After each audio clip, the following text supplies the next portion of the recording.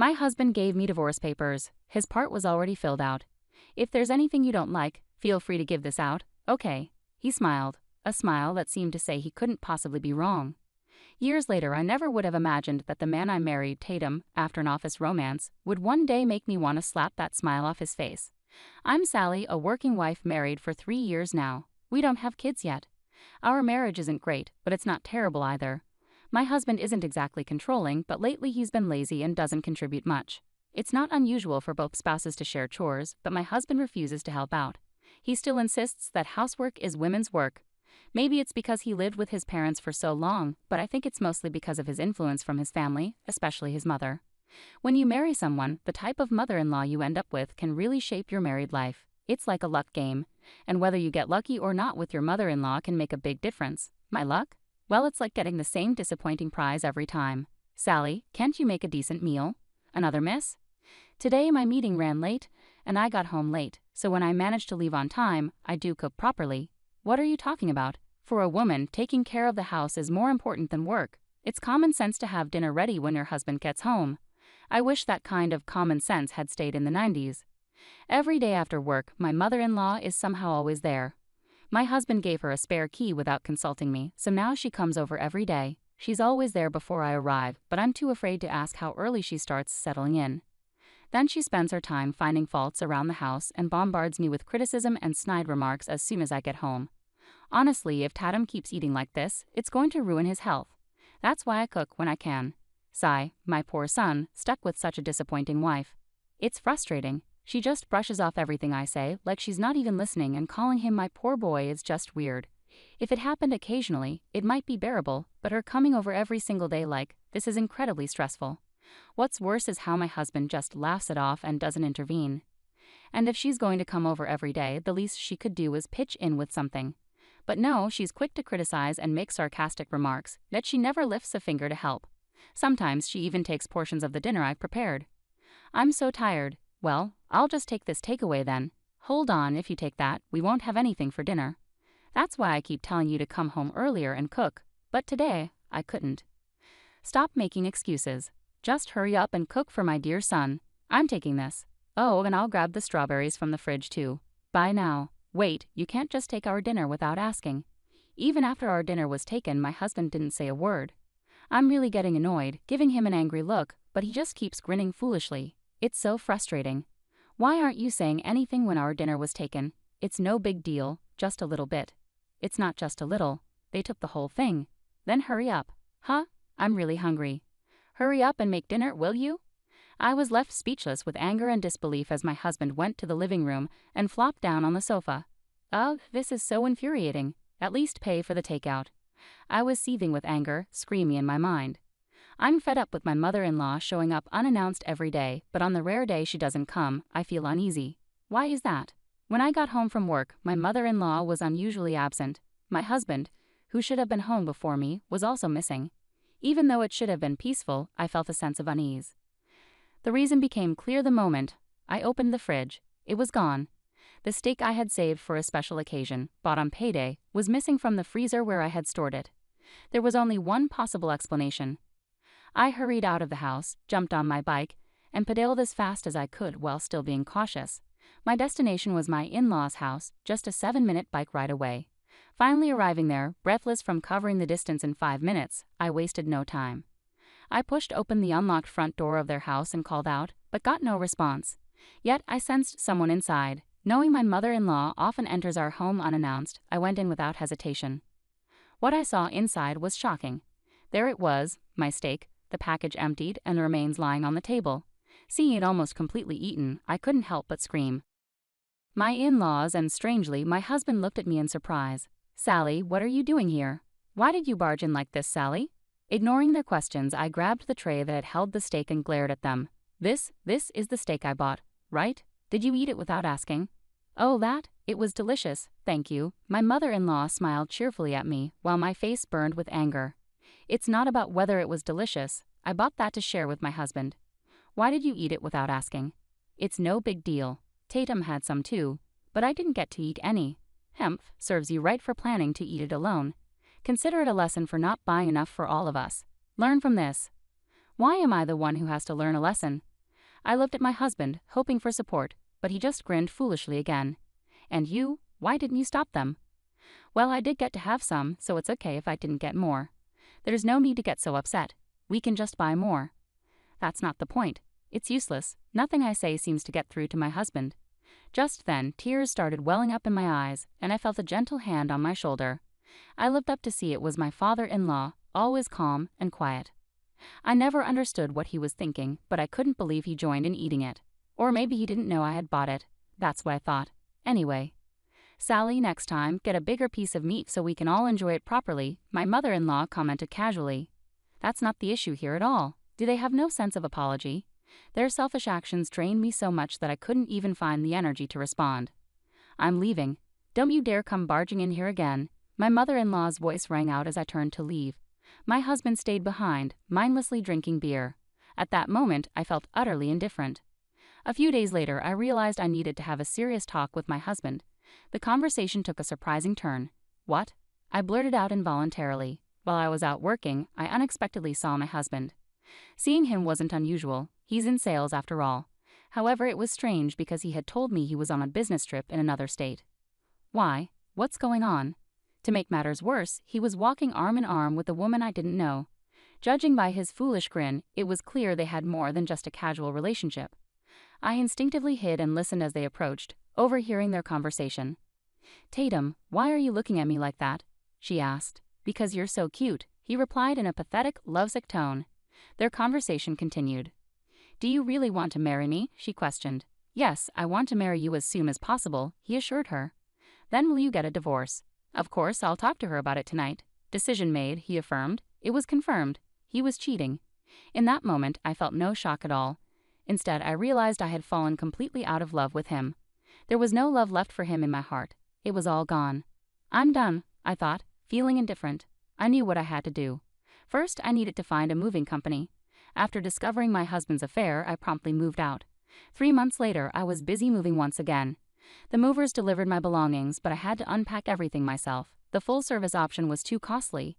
As I opened the first box, the doorbell rang. As expected, there they were, my husband and the two of them.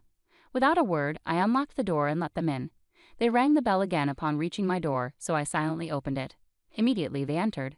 Hey Sally, long time no see, my husband greeted me. Wow, this place is really nice, remarked my father-in-law.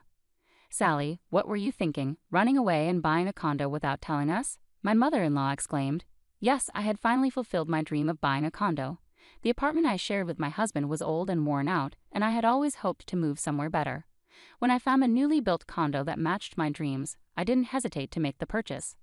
So when I informed my husband, he showed up uninvited with my in-laws in tow. It was exactly what I had anticipated. The three of them barged in without hesitation, but I quickly stood in front of them to block their path. Stop right there. Only residents are allowed beyond this point. What? Sally, what's gotten into you? That's harsh. They're my parents. My husband looked shocked. Sorry, Tatum, but your parents are strangers to me. Sally, how can you say that? Isn't family more important than anything? Other things matter more than that. What a bad wife. Tatum, you should leave her. Relax, Mom. But yeah, divorce might be an option. I'll ask for this condo as part of it. It's kind of small though, isn't it? Ignoring me, my husband and his family looked around the inside of the condo near the entrance. It would have been better if you got a 2-family house, Sally. You really don't think about others. Exactly. She's completely thoughtless, don't you think? Yeah, I wanted my own room too, but that's tough with this place, isn't it? They kept talking, not noticing my disapproving look. Well, if we divorce, we can figure something out, right? Just as my mother-in-law reached for the doorknob leading to the living room, I gently pushed her hand away. It didn't hurt, but she looked at me shocked. Sally, how could you push my hand away like that? What's gotten into you? I'm just asking you to respect our privacy and not enter without permission. You're still strangers to me, I calmly explained, unafraid of her anger. My mother-in-law stared at me, wide-eyed. That's it, I've had enough. Fine, if that's how you feel, then we'll really become strangers. Tatum, divorce her immediately. My husband smirked oddly at his mother's sudden outburst, but I quickly spoke before he could respond. Don't worry, there's no need for that, I assured them. My husband looked bewildered. I don't know what you're misunderstanding, but I'm already single. What? How could you do that without telling me? My husband exclaimed in surprise. My mother-in-law joined in. Did you really do that? You can't just do whatever you want. Yeah, that's right. Filing for divorce without my consent is invalid. I'll take this to mediation, my father-in-law added, supporting my mother-in-law, but I had expected this. Oh, but Tatum was the one who prepared the divorce papers. Huh? What are you talking about? I have no idea. Oh, so you didn't prepare it? Remember when we first got married, you said, if there's something you don't like, feel free to bring it up without hesitation. Oh, yeah, now that you mention it. And that's when you finally remembered, right? My husband yelled, looking distressed. I never thought I'd actually need it, but I'm glad I kept it since there was something I didn't like. Why did you handle it yourself? Who does that seriously? It's not valid. Mediation, no divorce. Well, fine. Let's settle this thoroughly before we talk about divorce, okay? It seemed like everything had been anticipated. I pulled out documents and photos from a large envelope I had placed by the entrance. Inside were photos of my husband with his mistress and evidence of his affair. What's this? Evidence of your affair? My husband stammered. Diddly well, you were the one who left home, so… No, the affair started long before that. I've heard a lot from this woman, your mistress, and I even have these photos. Huh? Is that true? After leaving home, I quickly consulted with a lawyer and hired a detective. They discovered that my husband and his mistress were meeting almost daily, making it relatively easy to gather evidence of their affair. With my lawyer beside me, I confronted the mistress. Tatum told me he's divorcing you and marrying me. I'm so happy he's finally leaving you. That dreamy girl gave me lots of photos of the good times she spent with you. No, that's not true. I expected a fierce battle with the mistress, but surprisingly, the conversation went smoothly due to her naivety. Tatum will take care of my compensation and handle the paperwork, so make sure it's done. Did you wait? I didn't agree to any of this. Well, I did ask her to wait quietly until the divorce is finalized. No wonder she kept avoiding me whenever I tried to contact her. I understand. The story has taken a new direction, and your explanation won't excuse your actions anymore. You're admitting you reached out to her first. That speaks volumes. Wait, listen. It's not what you think. It's not what it seems. There's no point in arguing. You have the right to contest the divorce papers, but the divorce will happen eventually. I'll also be seeking compensation and a fair division of assets. That's how it stands. Caught off guard by these unexpected developments, my husband collapsed to the floor, or rather my ex-husband now. Considering how useless he's been as a husband, I don't expect much in terms of savings, compensation, or property division. But honestly, I'm not counting on any of that anyway. My main goal is to divorce him and break away from both him and my in-laws. That's all I hope to achieve. I have a job and income, so I'll manage. I still have savings after buying the condo. I'm not worried about my future. If I can just stand up for myself against my husband, that's enough for me. With these thoughts in mind, I looked down at my stunned husband. However, it was my mother-in-law who couldn't hold back. Wait a minute, Sally. What are you talking about? Your son cheated without our knowledge, didn't he? Well, even though our son cheated, it must have been your fault too, right? It's the wife's fault for getting cheated on. Oh, is that so? Well then, could you please leave now? This is exactly what I expected. I didn't think we'd have a reasonable conversation anyway. No matter what she says, she's just a stranger now, completely unknown to me. I decisively began to usher her out, but my mother-in-law resisted strongly against my efforts. Even if you're getting divorced, you need to hand over this condo for the property division. Why should I do that? We bought this with marital funds, right? Our son has a share too. They probably don't understand the whole situation, my mother-in-law said with a smug look. Well, if we had bought this condo with savings from our marriage, then that would be true. But unfortunately for her, that's not the case. I purchased this condo with money I had before we got married, so it's not marital property to divide. Really? Yes, that's right. Both my parents passed away shortly after I started working. That's why I had planned to care for my in-laws after marriage. But facing my mother-in-law's constant attacks and snide remarks, every day shattered that resolve completely. Tatum never contributed financially to the household. Looking back now, was he spending it on his affair? Well, it doesn't matter. I've been covering almost all our living expenses, so there are no savings from our marriage. But compensation is different. Even if it's paid in installments, please ensure your son pays it promptly. I can't believe this, Sally-san. Can't you reconsider the divorce? I'll talk sternly to my son about it. Why should I? There's no benefit for me in that. But I promise to stop criticizing from now on. Well, it's too late for that now. But how about this? Let's have steak tonight. We'll treat ourselves to some high-quality meat. Do you have money for that? Well, do you have it? If you lend it to me, I'll go buy it. No way. There's no benefit for me. With a deep sigh, I calmly addressed the three pale-faced individuals. Please leave. Wait a moment. Let's talk. Please leave. Just buy the meat and go, I shouted with determination, and in that instant, they all jumped up and hurriedly left. Ah, that's a relief. Afterward, my ex-husband accepted the divorce without further resistance. Mentioning a lump sum compensation payment if he didn't agree seemed to make him realize the seriousness of the situation. His mistress was furious upon learning he wouldn't cover her share of the compensation.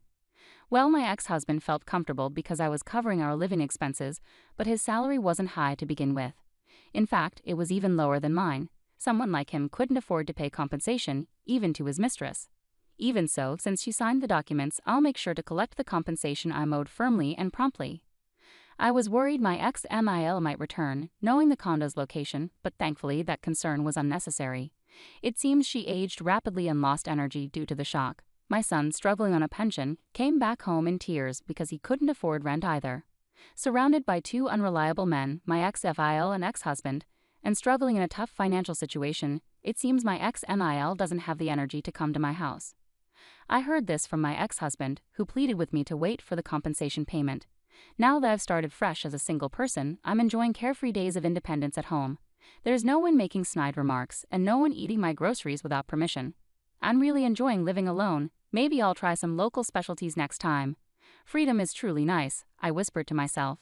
Oh, it feels so good. Freedom, I exclaimed. It feels great. Should I open another beer?